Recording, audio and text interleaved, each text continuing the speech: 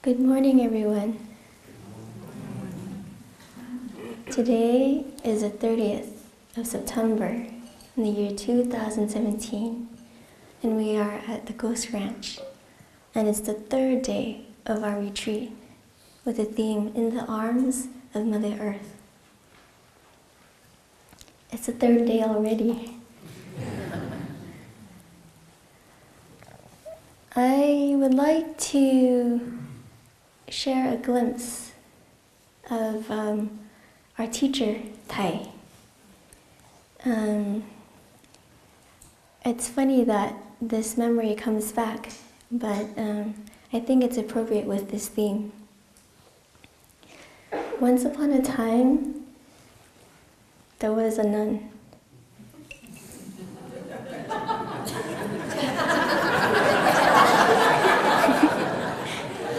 She was petite. And she accompanied Tai and a lot of the monks and nuns of Plum Village to England. There was a UK tour. And after Tai's Dharma talk that morning, there was a gentleman who approached this petite nun. And he was not a happy gentleman. He said, "Sister, how old are you?" And after she revealed her age, he went on a very long,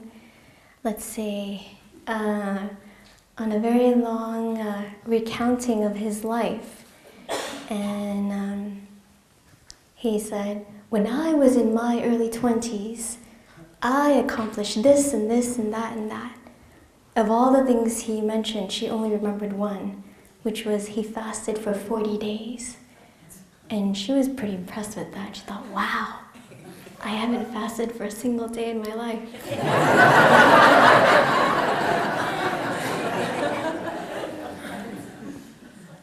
And actually, his main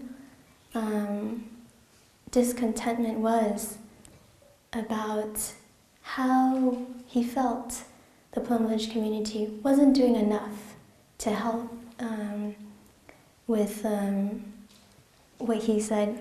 He quoted from our 5 contemplations, which is to reverse the process of global change, of global climate. And he said, how can you possibly reverse it? It's too late for that. And then he went on and on about how inadequate we were. And she stood there listening and listening and listening, as she was taught to, deep listening. But after a while, she felt, wow, I'm getting kind of tired standing for so long. And then she tried to offer some of the practices that the community was implementing at the time. For example, Tai had introduced a no electricity day, which at that time, that nun thought it was kind of ridiculous. No electricity. Every week there was one day where the sisters would have to, and the brothers would have to resort to using candles. And she thought, wow, it's like going back to the old age, but it was fun, and so she just went along with it. And then she also said, well, we have electric cars. And in France at that time, I thought it was pretty new and pretty advanced thinking of Tai, to try to implement these things in the French countryside. And he wasn't satisfied. And he said, that's not enough. And so this poor novice didn't know what else to do. So she said, well, if you'd like, I can introduce you to my seniors. Maybe they can help you. And with that, he quickly dropped everything and said, nope. And he said, no. And he just quickly dismissed it, and then he left. But he didn't realize that when he left, he also left behind a sense of discouragement, a sense of despair for this young novice, because she felt like, wow, I'm inadequate as a person. I haven't done any, I haven't had any of the accomplishments that this man has been sharing about. And he also just, in a way, put down my entire community. And that was a huge hurt for me because I loved my community. And then this nun felt pretty defeated. And so she just went about her day quietly. And for some reason, after, I think it was a little bit before lunchtime, where this nun had to go into Tai's resting area with a few other attendants. And word got to Tai's ears. And then Tai said, young nun, come here. Because she was trying to hide in the corner, trying to be out of the way and not disturb him. I mean, he's a VIP, right? And the more you try to hide from him, the more Zen master he gets on you. He's like, come here, my child. So she reluctantly came out, and then he said, so, what's this I heard about somebody picking on you? And she was astonished. She said, who told Tai? It just happened this morning. And he said, so, what happened? Did he say that we weren't enough, we weren't doing enough to reverse the process of global warming? And she said, yes. And then Tse Chen Kong popped in. And Tse Chen Kong said, well, what does he know about global warming? And does he take care of his own family climate at home before he worries about the climate change in the world? And she was like, whoa. This novice didn't even think that was possible to think that far. She just thought, oh, he said we're not good enough, so we're not good enough. But Tai and Tse Chen Kong, they were trying to point at something else. Before we take on activism, have we taken good care of our own climate inside? And then have we taken care of our family, the climate within our family? And this nun was pretty blown away. She just stood there. Oh, wow. And Tai finished off with saying, next time you see him, show me. I'll talk to him for you.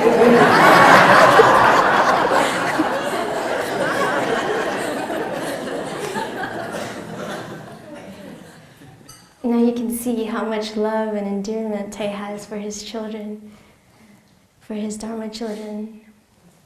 And actually, before this trip, I was also trying to shy away from sitting on the podium like this because that inner novice, or that inner child in me, also felt like I was inadequate.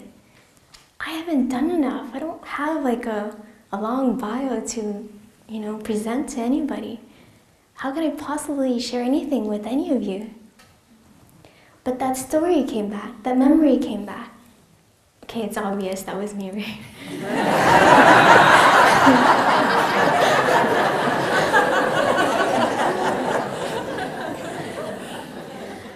And so I bargained with my siblings, and so I said I'd share a little bit, half. And I'd like to share with you my challenges with practicing on a personal level and also as a collective, on a collective level. I think one of the most important teachings that has helped me so far is a teaching on interbeing. My happiness depends on yours, and your happiness depends on mine. In a small family, maybe the child or the teenager or the young adult may think, this is my life, I can do whatever I want with it. You can't butt in my life. I can love whoever I want to love and pursue any career I want, and parents have no say in it. That's the opposite of interbeing. Because actually we know that when the child is unhappy, then the parents are also unhappy, and vice versa. And in the sense of interbeing, we don't have to choose one or the other. I think a lot of us grew up with a very strong impressioned sense of dualism. Right or wrong, good or bad. These are the two pairs that really stand out for a lot of us. And if we tack this on to our views, and if we live by our views, and if we force others to either follow our views or be against us, then we create war right there on an individual level. And that's how we create war on a collective level. But in the sense of interbeing and non-dualism, we remind ourselves that everybody suffers. Everybody has their respective suffering. The mother has her suffering. The father has his suffering. The child has his or her suffering. So as soon as we see sides pop up, left and right, red or blue, me or you, right or wrong, we see dualism, and it's such a strong habit energy, as if on an individual level that wasn't enough. Can you imagine on a collective level? So in a retreat like this, we have the space and the time to really sit with ourselves and with our habit energies and acknowledge, yes, we have been taught, we have grown with this habit energy, but it doesn't mean that we have to always, in a way, be slaves to these habit energies. We can recognize them, we can embrace them, and then we can replace them with a different habit energy instead. And I think concerning the inner climate that Tai and Sukhothakam mentioned about, I think before we try to take on activism of any kind, it's good to really make sure that every day we are watering seeds of understanding, of unconditional love, of non-discrimination, of Dharma joy, of solid as a mountain, fresh as a flower, still as a lake. Because when we have enough inner freedom, enough freshness and solidity, then we can be able to face anything with unconditional love. And before we head out to try to quote-unquote save the world, we need to first face ourselves. And I find that when I'm able to embrace my seeds of fear, my seeds of insecurity, of anxiety, of loneliness, of frustration, irritation, rage, hatred, greed, only then can I really accept other people's seeds. Living in a community, I'm surrounded by my monastic siblings. And I noticed that whenever I felt like I don't like you, I'll send love to everybody but you. That's when I know that that person is embodying certain kinds of seeds that I have not yet accepted in myself. Only when I can truly embrace and accept those seeds inside of me can I slowly manage to open up and accept that person's seeds. And that's the interbeing. That's the non-duality. It's very easy for me to victimize myself and say, well, it's her fault. She didn't practice deep listening and loving speech. But the real challenge is, can you practice deep listening and loving speech, rain or shine, regardless of whether it snows or whether it floods? Regardless of whatever is hurtled at you, no matter how mean people may seem, no matter how much the outer conditions, the external conditions seem to be unfavorable, are you still willing to practice day in and day out, regardless of whether or not we have a schedule in a retreat setting like this? Whether you are by yourself in the car, or whether you are walking in the midst of a very busy city, can you practice with your family members without imposing your ideas on them?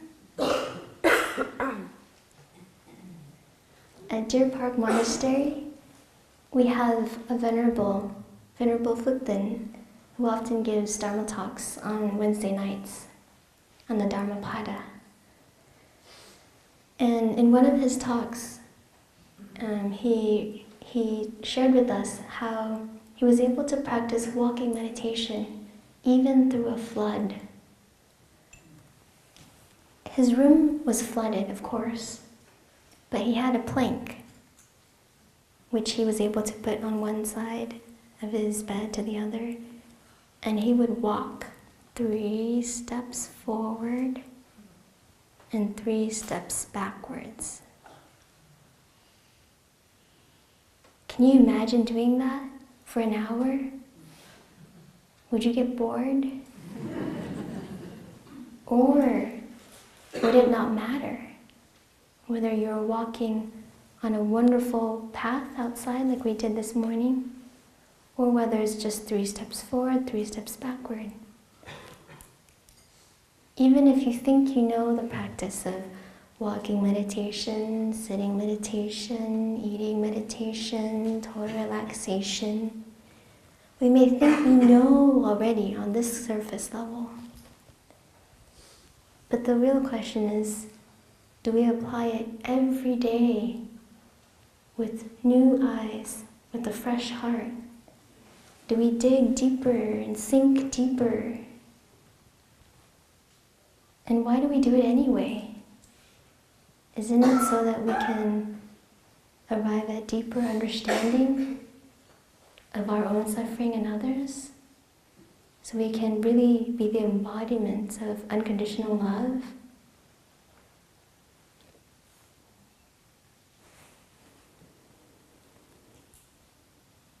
Perhaps we can hear one sign of the bell.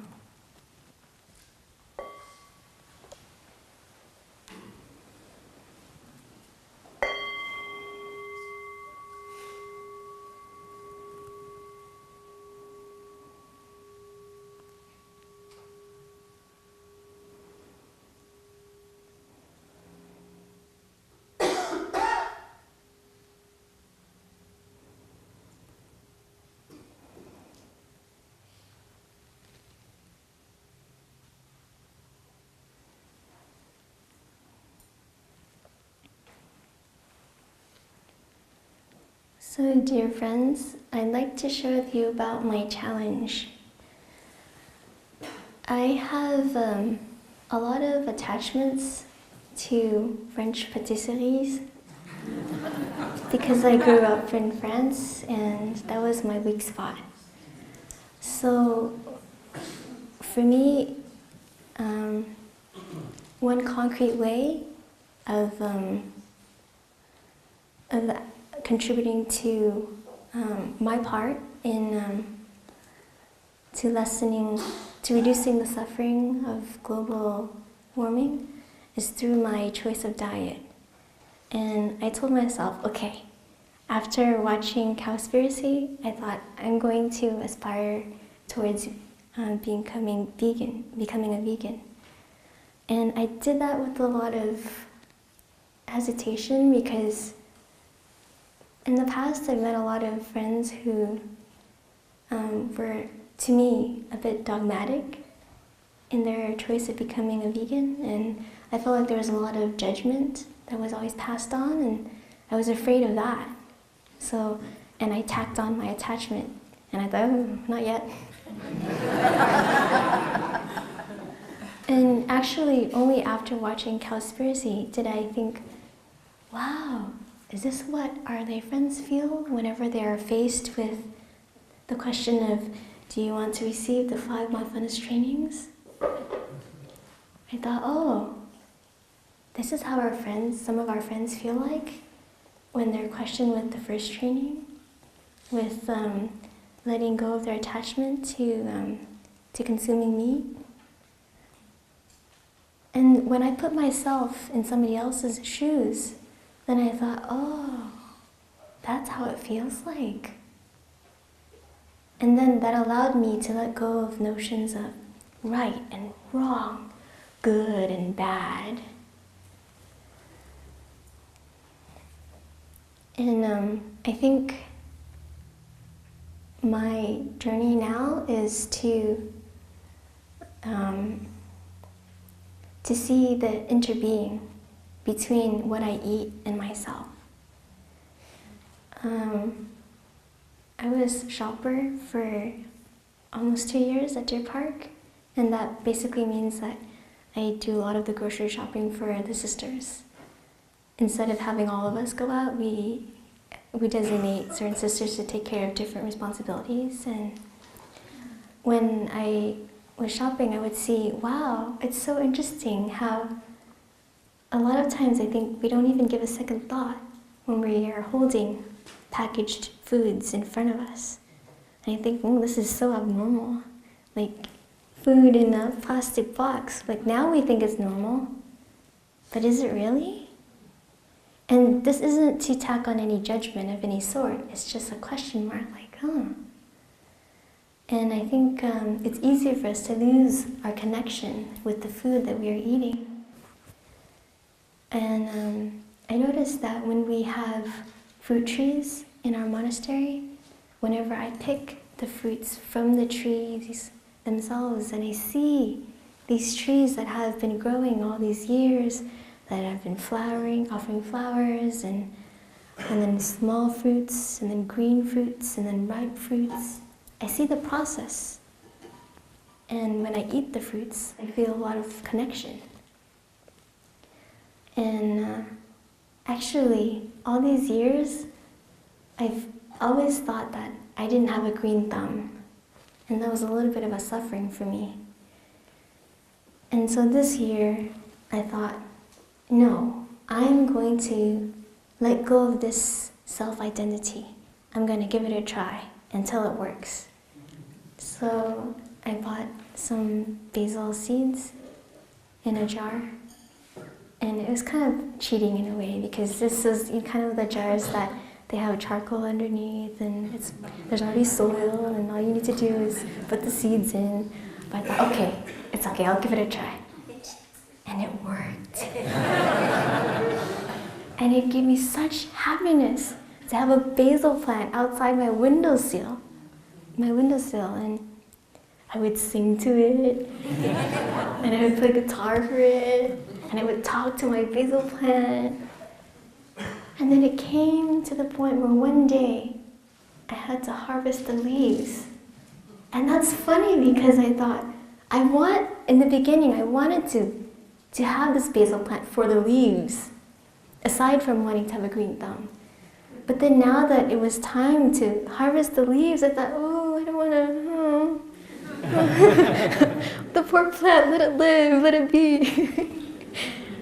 And then one of my sisters nudged me and she said, you got to harvest the leaves. And so I did. And she's like, come on, get over with it, it's okay. And so I enjoyed the basil leaves with my pasta. And the second time I harvested the leaves, I realized that I was about to put a leaf into my mouth. And I saw that I was sitting in front of the basil plant.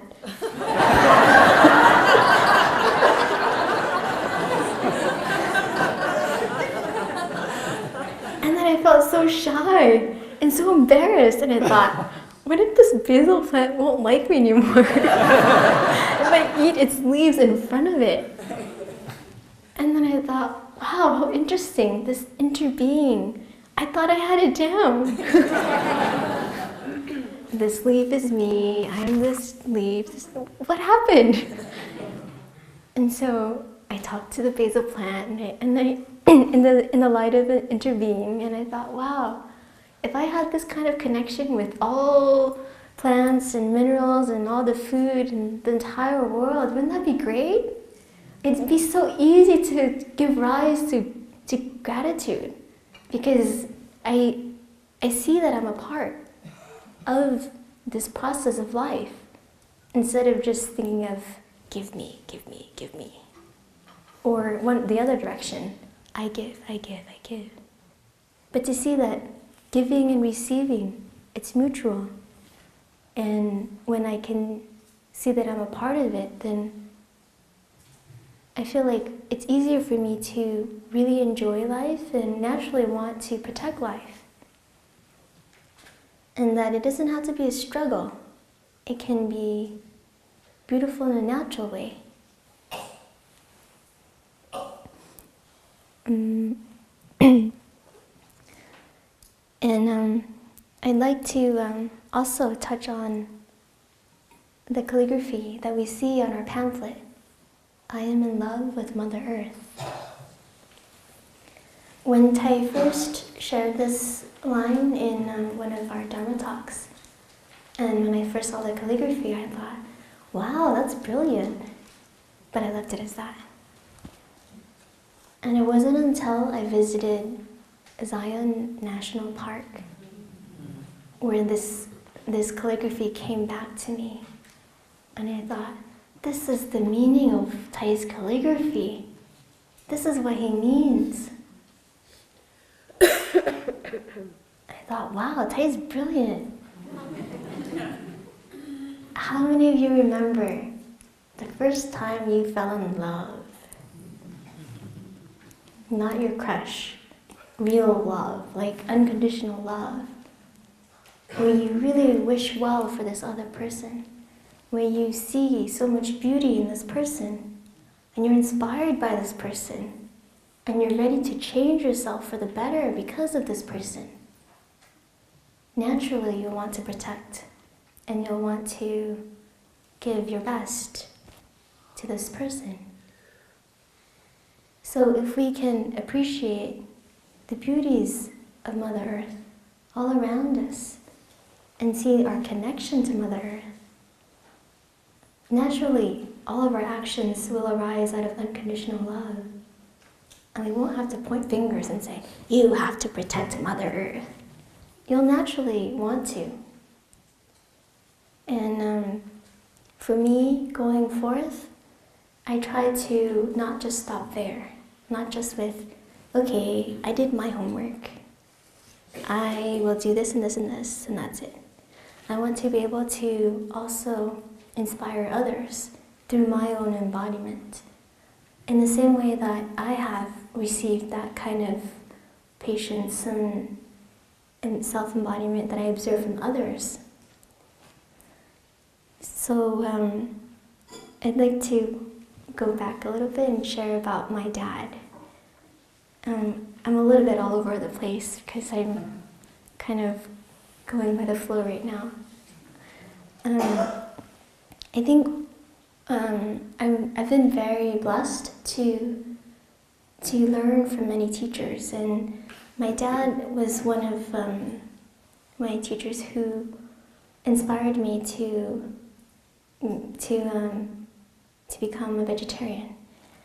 And ever since I was little, my dad has always been my guide, or someone who I've looked up to. And it was easy for him to be a vegetarian because he was born into a Buddhist background. It's part of our trainings, and he was surrounded by a Vietnamese community, and he often took my sister and I to the temple on Sundays. And on this one Sunday, as my dad was listening to the Dharma talk, I pulled his sleeve and I said, "Dad, I want a hot dog."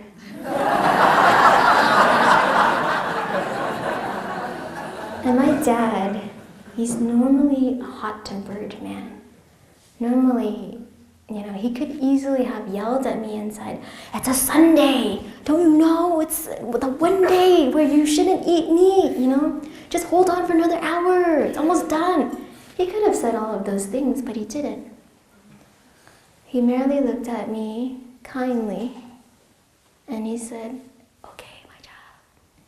And so he took me outside of the temple. He held my hand. We crossed the street to the gas station, AM, PM. And he got me a hot dog. And I was so happy because not only was I able to satisfy my craving, but my dad didn't judge me. He was very accepting, and he didn't try to force me to be an adult when I was a child. He accepted me where I was at the time. And throughout the years, when I saw how patient my dad was, how accepting he was, and at the same time, how he kept his ground, he persevered with his own beliefs and his practice and his embodiment. That helped me to see that, oh, I want to be like that too. And I think when I receive the kind of acceptance and the kind of patience from others, and I don't feel like I'm being judged upon or frowned upon, it's easy for me to be inspired by the love and the care that I see. I just observe, and I go, oh, I want to be like that too. So a lot of times, we don't need to try too hard in forcing others, just by embodying it ourselves. It's also what we call teaching the Dharma through your body, through your being. I think that is also a way where we can spread the love and help others fall in love with Mother Earth in that way. And on a personal level, how I want to practice in order to not just practice on my own level, but to share with others is I work in the children's program at Deer Park Monastery, and it's a wonderful opportunity to be with children and not just to teach them the Dharma and give them spoonfuls of the Dharma, but also to learn from them. And I find that when we are able to instill love for nature in children, they can go so far. And they can also help with preserving Mother Nature. And a lot of the children, they don't really need us to instill it. You just put them out in nature on a hike, and they naturally fall in love, and they naturally want to do something to help. And whenever we would have the Two Promises recitation at Deer Park Monastery, sometimes we would speak to the children, and it's kind of like a Dharma discussion, but for children. And you would be amazed by the love that they have for endangered species. So I think that's also my way of trying to continue to share this work, so it's not just, oh, I feel hopeless, what can I do as an individual? But to really see that, no, together we can do a lot. What are you talking about? That's how all great change happened. From one person, 2, 3, 100, 200, and beyond.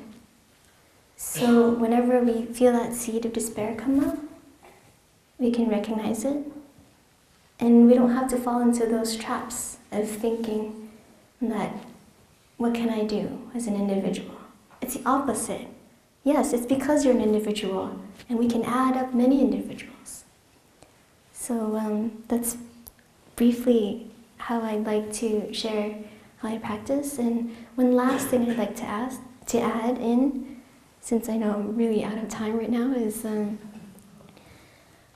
there's an image in the Lotus Sutra that I would like to leave you with. Originally, I was reluctant to share this image because I don't want you to misunderstand my intention behind it. I'd like to just share an image of this image in the sutra, which speaks about the Buddha, Shakyamuni, who was in the presence of a group of bodhisattvas, and they asked Shakyamuni Buddha if they could, in a way, like be his continuation in helping to protect and to share the teachings of love and understanding. And interestingly enough, you would think the Buddha would say, "Sure, go ahead," but he didn't. He said, "Oh, we already have a group of bodhisattvas taking care of that." And then from the earth, it rumbled, and from the earth, like the earth opened up, and there were many, many, countless bodhisattvas from the earth that sprung up. And they're like the earth bodhisattvas. And the Buddha pointed to them and said, they're the bodhisattvas who will continue to protect and to share the teachings of love and of understanding. And the reason why I was hesitant to share this image is because I don't at all want to appear like I'm trying to convert anybody to Buddhism, and also because I find that sometimes it can be misinterpreted as superstitious or kind of mystical. And I think my takeaway from that image is we can all be those bodhisattvas who want to help ourselves and help others. And we can protect Mother Earth in that sense. Thank you, everyone.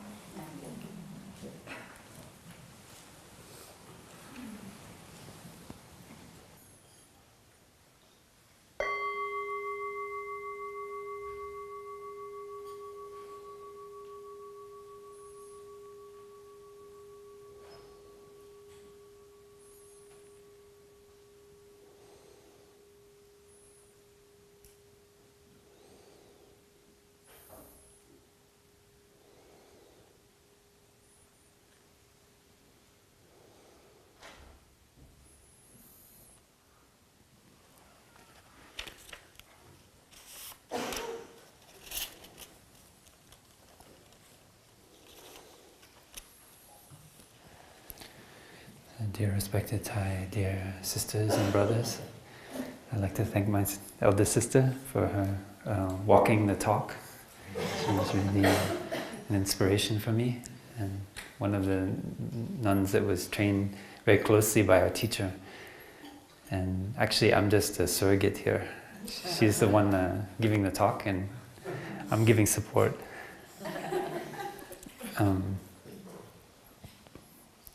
You know, one of our key practices that we, Sister Mangyu shared about, is about taking care of our inner climate.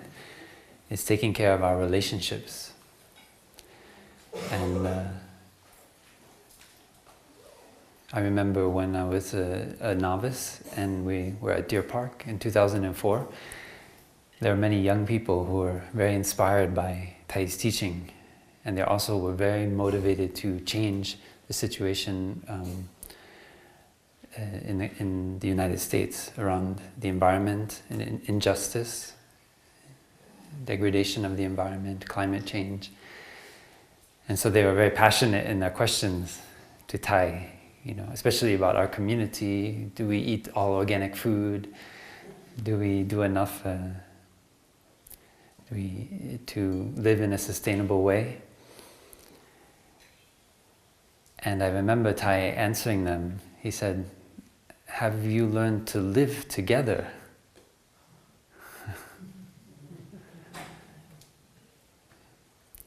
We can do all those things in the community, but if we don't like living with each other, what is the point? And because I resonated very strongly with those young people, I was very moved by Tai's answer.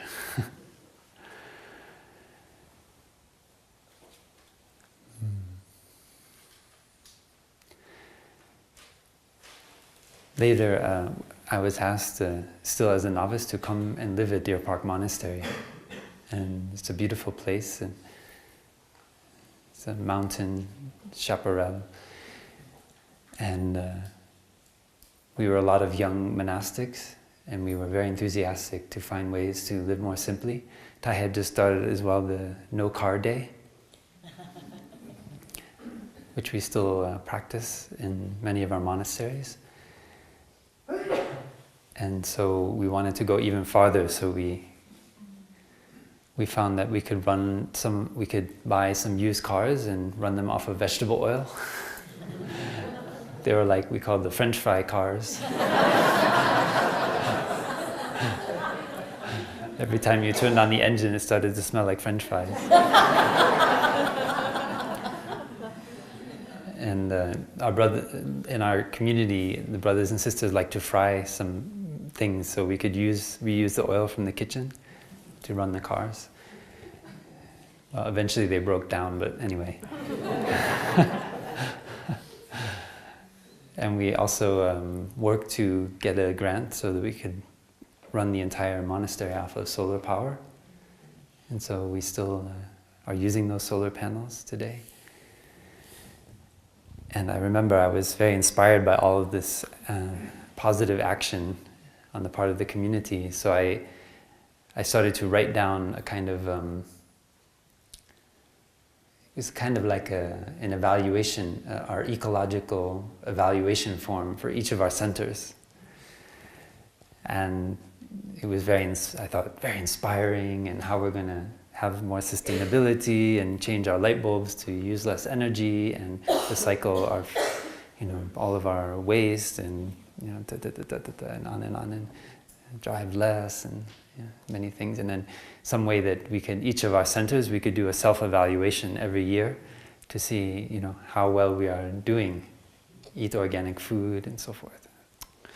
And I was waiting for Tai to come over on the tour, and then I grabbed Tai Phab Yung, who was the abbot at that time, and I don't know how, but I convinced him to go with me to present my idea to Tai at the new Blue Cliff Monastery. And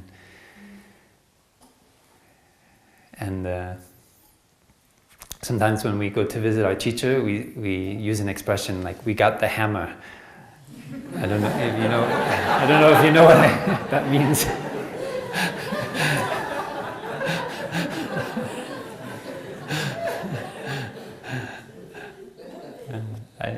Tai, at the same time, he's very gentle, but he's very strong. And I remember reading the whole text that I'd written and put so much time and energy into, and Tai paused for a moment and breathed, and after I read this inspiring letter, he said, "So what are you going to do with that?"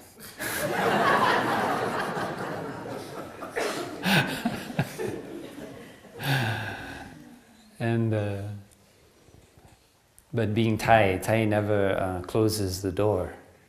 At least in my experience, I never felt Tai close the door. He let the hammer drop, boom. But then, you find a way to really drive the nail home in a way that it can be useful, not just hitting whatever on the board. I think I was a little bit off.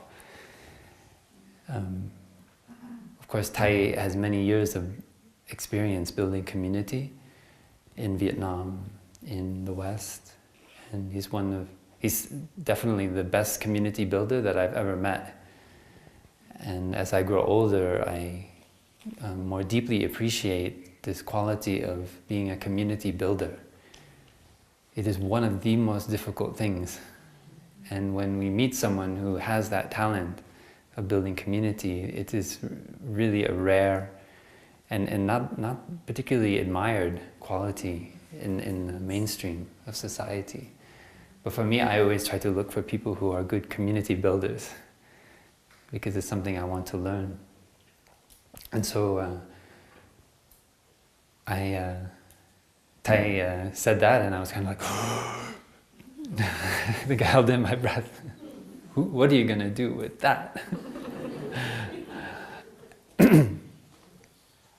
And luckily I had my elder brother there, and so Tai, Phab Yung said some words to kind of make it a little bit softer.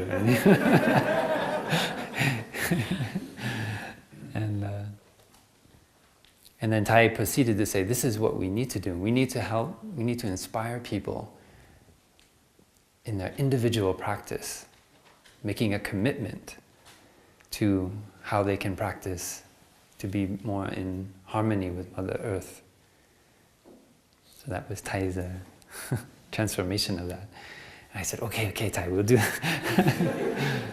I think Tai saw that if we impose such a restriction on the community, that it can very likely lead to suffering and pain and a lot of conflict in the community. Even with introducing veganism in the community, Tai's main direction was that we wanted to have vegan retreats. That we wanted to, give people the opportunity to enjoy vegan food, but not to be, if we are inspired as monastics to be vegan, then we can do that, and many of us are inspired to eat a vegan or mostly vegan food. But Tai is always very careful to leave an opening, to not become rigid and dogmatic. Because he sees the danger. He's lived through that suffering in his own country when an ideology comes in. No matter how inspiring, no matter how much it seems to resonate with every fiber of our being, there's a danger lurking in there. And that was very real in Vietnam, with the re-education camps in the north and many other, betrayals, brother against brother, families split because of this kind of ideology. And how many of us have difficulty going to visit our family? How many of us have thought in the past year, did he vote for her? Raise your hands. Raise your hands. Come on, I want to see.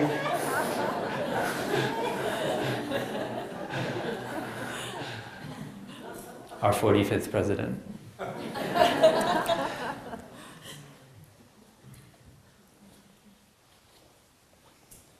So in what ways can we honor our deep love and commitment to the earth, to this planet which has given us life and which nourishes us, which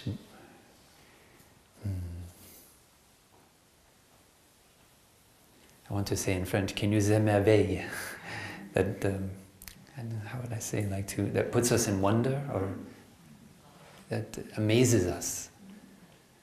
I want to say that wonders us, but that doesn't work. How do we honor that love and commitment and still also have peace and harmony in our family? Not allow that love to divide us from our loved ones, from our community. So that is a teaching I felt I received from Tai at that moment. I was, and I'll share one other image, a personal story. And I think it was 2013 maybe.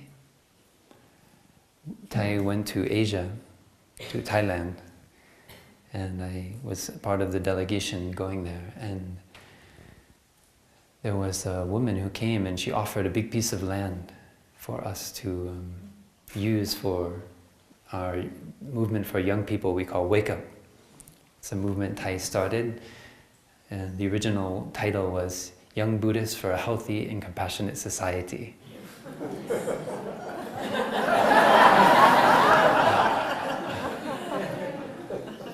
YBHCS.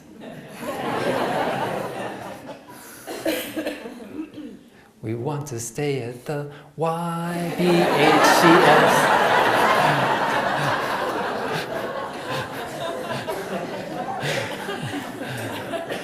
It doesn't somehow roll off the tongue. So fortunately, there was an inspiration to call it Wake Up for short. And that seemed to stick. So a woman came, she's the Thai woman who worked and grew up and working in the West. And she shared that her brother had a large piece of land. It's actually a kind of hotel with a large space for activities, and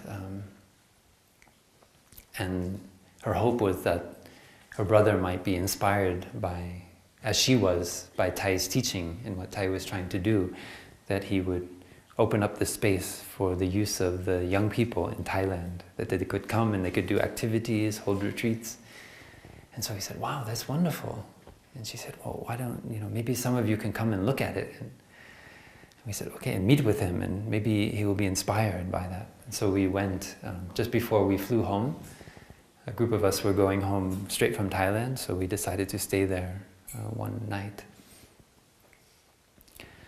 And so we met her older brother, and he was very inspired by all the movements for climate change, to transform the situation of climate change. So their family had inherited a lot of wealth, and so he had algae converters that made electricity. He showed us these algae in vats with the sunlight shining on them, and then it created a kind of biofuel, and they had taken a big internal combustion engine out of a Toyota, and it was kind of sitting on a stand, and so that they would run the biofuel from the algae into this engine, which then would run and power an electrical generator. So it was like converting the sunlight to, the algae was producing this kind of biofuel, which then ran the engine. He had a LEED certified house. The Prince of Denmark had come to inaugurate the house. Wow. But as he proudly showed us around all of these and many other kinds of installations of sustainability, I looked around and I noticed there was nobody there. And so when we were having dinner that night, I asked him, I tried to find a skillful way, because this was a very wealthy man. I felt a little bit proud. And I said, well, how do you think you will build community here? And because I saw the only people there were the people who were paid to sweep up the leaves and keep the grounds clean. And I said, do you think will you just pay people to live here? Yeah. And I didn't say that. That was a little bit too strong, maybe. That's what I was thinking, but I didn't dare to say it.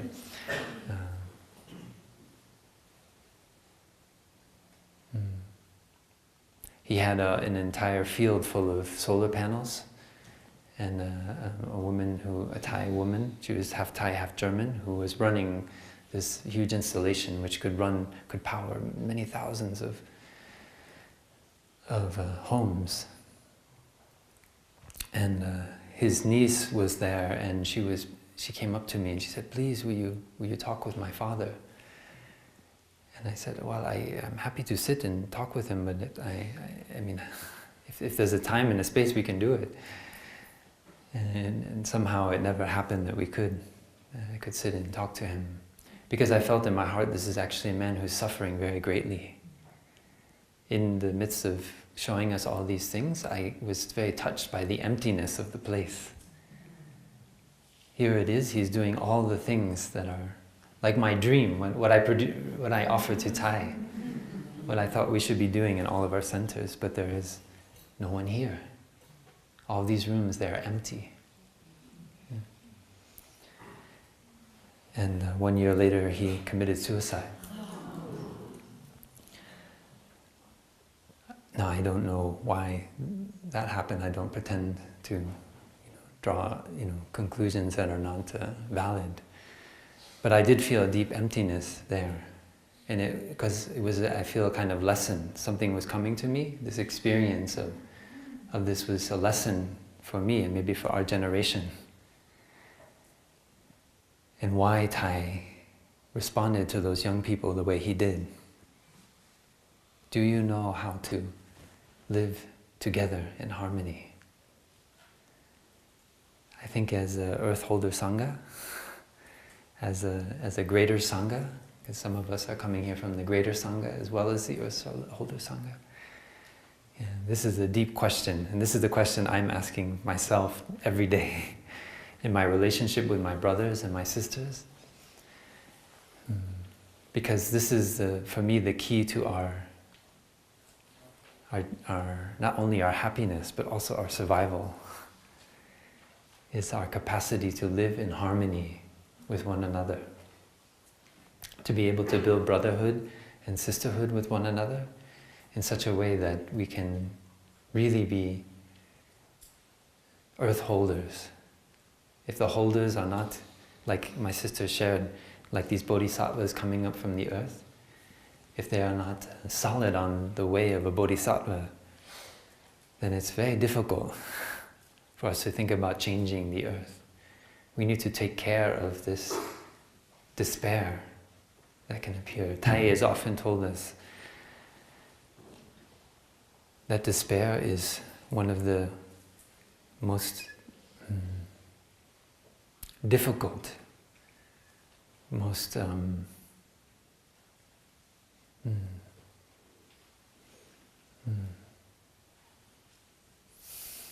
searching for a word. Yeah, despair can be the most tragic thing that can happen to a human being, to fall into despair. And Thai's own life has been transforming the seed of despair inside of him. Thai shared many times with his monastic students as well as with the lay of the despair he felt at times, and when his students came to him and asked, what shall we do in the midst of the war, when everything seemed to be going worse and worse. And Thai had to be a voice of hope for them, a voice of optimism, when inside of himself he also had that seed of despair, which was watered very strongly. And that is why, Thai, when he discovered the practice of mindful breathing, of combining his breath with his steps, he felt like a new person. He felt like he'd come alive again. Like he finally understood how what the Buddha was teaching could be not just about an intellectual exercise, but actually a deep, lived transformation. We can listen to a sound of the bell and come back to our breathing.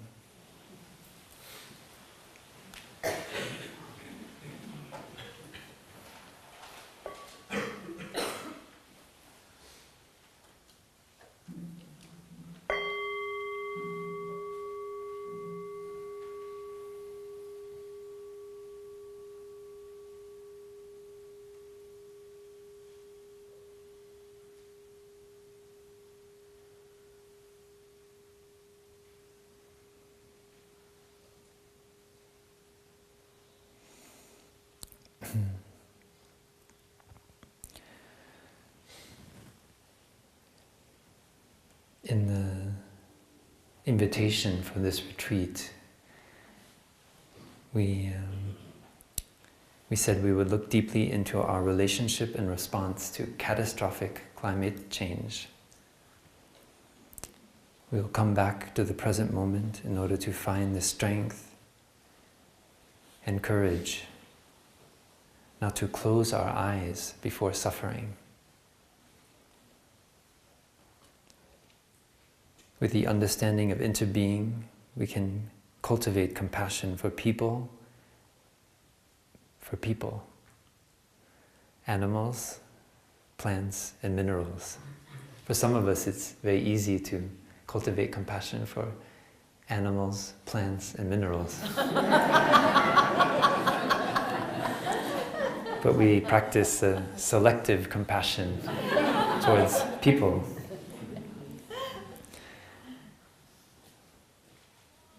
In this way, we practice to transform our difficulties, strengthen our joy and peace, learn how to live more sustainably, and maintain skillful activism while remaining stable.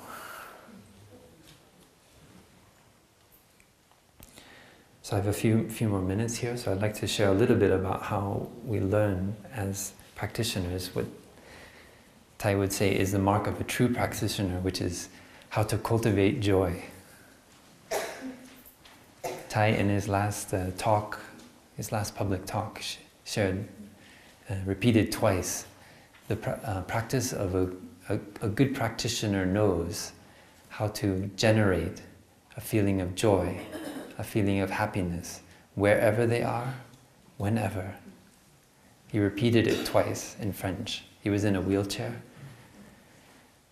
And if you watch the video, it's like Thai almost wants to come out of his wheelchair when he's saying it. A good practitioner knows how to cultivate a feeling of joy, a feeling of happiness, wherever they are, whenever. Whether they're marching in a climate march, whether they're in a sit-in in the governor's office against coal mining, like the poet Wendell Berry did in his 80s. Yeah.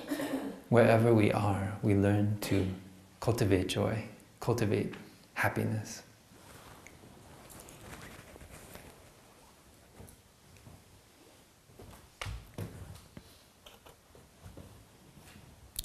Let's see if this one works.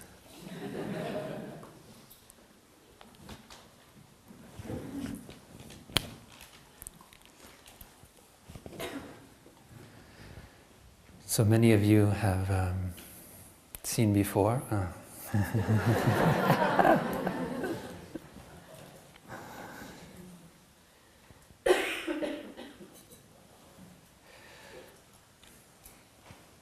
Sorry, I can't.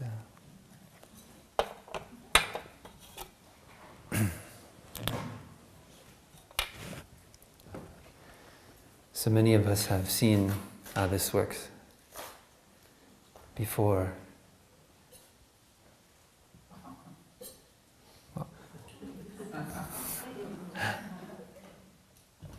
It's a bit thin. This model of the mind and how we understand our emotions. All of our emotions have a nutriment. So everything that arises in the world needs nourishment. That is very important to understand because it means that our anger, our despair, as well as our joy and happiness, they all have something that nourishes them. If there's not that nutriment, they cannot manifest.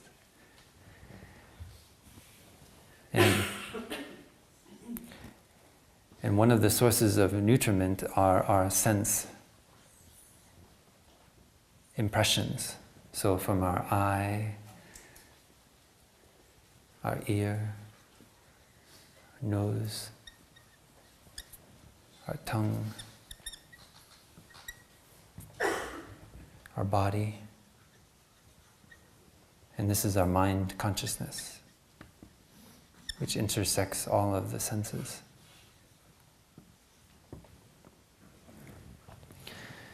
So we can see this as the field of our mind in any moment. Right? When we bring awareness to what is going on in my mind, that is mind consciousness. And through our eye, our ear, and so forth, we receive input. So when we see the beauty of the mesa, that nourishes the seed of wonder in us. When we see trash thrown on the ground, maybe that waters the seed of anger.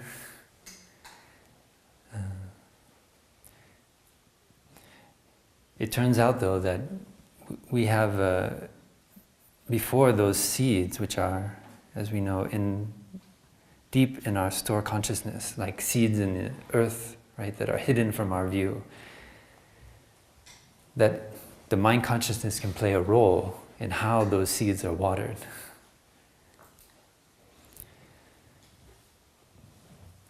We have seeds down here of joy, also seeds of anger, sadness.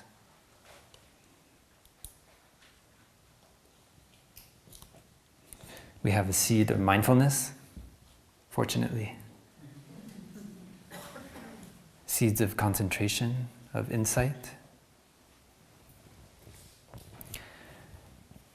And so when we see some trash on the ground, it turns out that our perceptions play a role in how and what emotion is nourished in our consciousness. That is the point at which we can intervene as practitioners. This is what Tai is referring to when he says a good practitioner knows how to generate a feeling of joy. It doesn't mean that we turn away from the world, that we close our senses. It means that we know how to make skillful use of our perceptions, how to transform when we see that perception coming from seeing the trash on the ground touches the seed of anger. We can instead start to cultivate compassion. Maybe one of us has thrown trash on the ground sometime in our life. Maybe we have a son or a daughter, and when they go out with their buddies, and they buy McDonald's and throw it out the window. So if we only water that seed of anger, we become angry and we don't change the situation. But if we're able to transform that into compassion and understanding, say, yes, I also was unskillful at times. And the unskillfulness of the person who threw that trash onto the earth can be a way of helping me to transform my mind. We redirect the nourishment. So normally this goes boom, straight to our anger. And then anger comes up like a flower. Because anger is a kind of flower. We don't discriminate against the weeds. We look to see how the weeds can be used in a skillful way. So for me, when I see the seed of anger start to be watered in my consciousness, right away I learn to transform it, like a kind of Aikido. I'm skillful, because I know that before I've allowed that seed to be watered, to overwhelm my consciousness. I like to use the example of like a big oak tree. Here I drew a flower, but we have many oak trees in Upper Hamlet. And when an oak tree is fully grown, it's very difficult to move it. Even I try to push it, like my sister shared yesterday. When we have suffering, we try to push it away, but I can't move the oak tree. It's too solid, it's too strong. But when it's a mast year and the oak gives its acorns to the earth, and I see an acorn sprouting, it's actually very easy. Just with a little tap of my foot, I can move that acorn aside, and that future oak tree does not come to be. So this is where we have to develop our skillfulness. We have to notice that when sensory input comes and it starts to water a seed like anger or sadness, despair in our consciousness. We need to practice and see it as a little acorn in that moment, receiving the nourishment, putting out its first leaves, putting down the root into the earth, receiving water from the rain. If we are skillful, we can know, that is anger. And I know when anger grows up strong, it's very difficult for me to do anything about it. But if I'm skillful with my mindfulness, I can make a change. So I can decide instead to water the seed of compassion and understanding.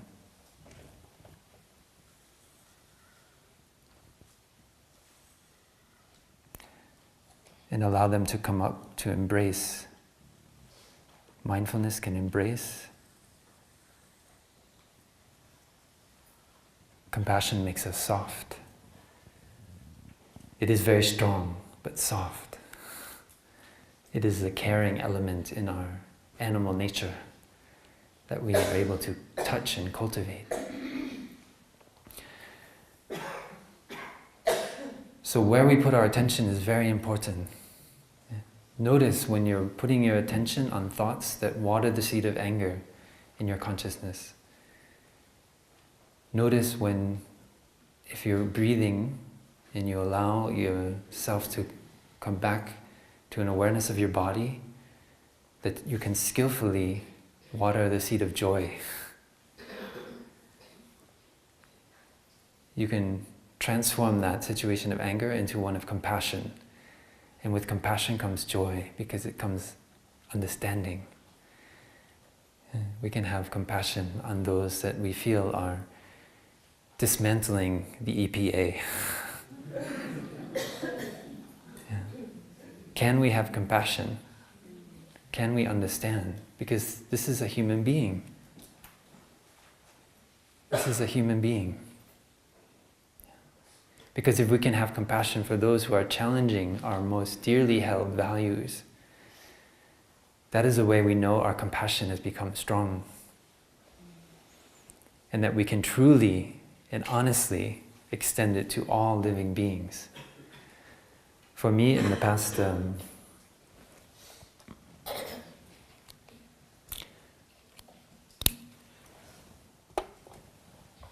few months, I've deeply practiced to have compassion on our new president. It's very difficult, to be honest. It's very difficult. And you may say, why have compassion on him? There are other people more worthy of having compassion. Yeah. I think many of us have gone through many difficult emotions in these past year. But I invite you to look at the situation as one of practice. Yeah,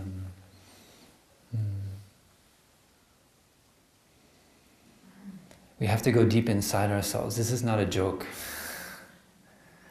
This is our planet and this is our life. But we have to take care and not fall into despair. That is why we are here. That is why we are building this community together. We need to practice to have an understanding and have trust in what Tai is teaching us. Our 45th president is a manifestation of our collective consciousness.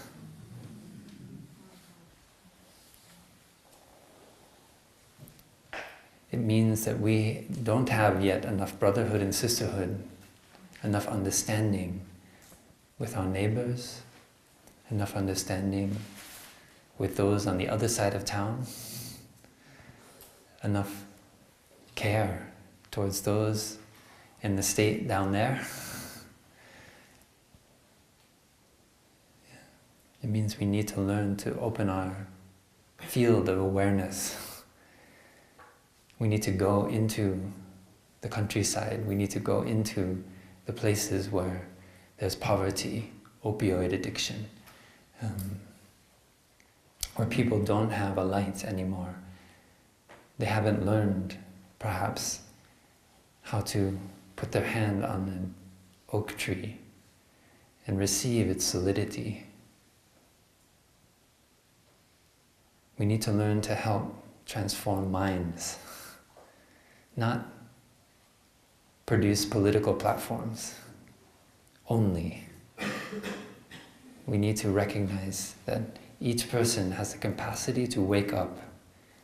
Every person in America, every person everywhere has the capacity to wake up, to be able to see for themselves the beauty of nature, the possibility of happiness and joy. So I share with all my heart.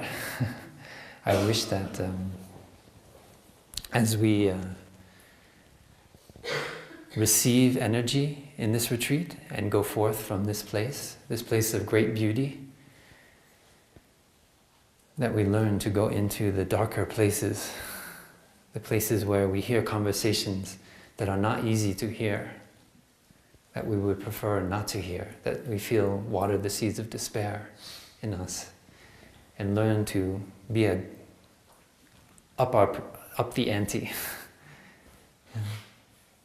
We can do it as a community. We can go in, we can listen deeply, and we can also share our heart, not with anger, not with reactivity, but with love and understanding, knowing that this person is also valid, not being swept away by our anger with regard to their views.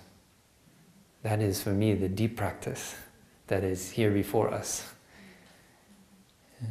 This is the kind of grassroots awakening that Thai is transmitting to us as our joyful task. There's nowhere to go, nothing to do. And happiness is every step on the path. But when we do it together as brothers and sisters, then it becomes easier. Yeah, we always have our brother or sister there to look over and remember, oh, we're here together. I'm not alone. I'm not standing here alone. Yeah. So that's why you see yesterday and today, two of us sitting up here. We don't forget that we're only alone here. It is us as a community that is doing this. And I'm very grateful to have all of you as my brothers and sisters on this path. Thank you.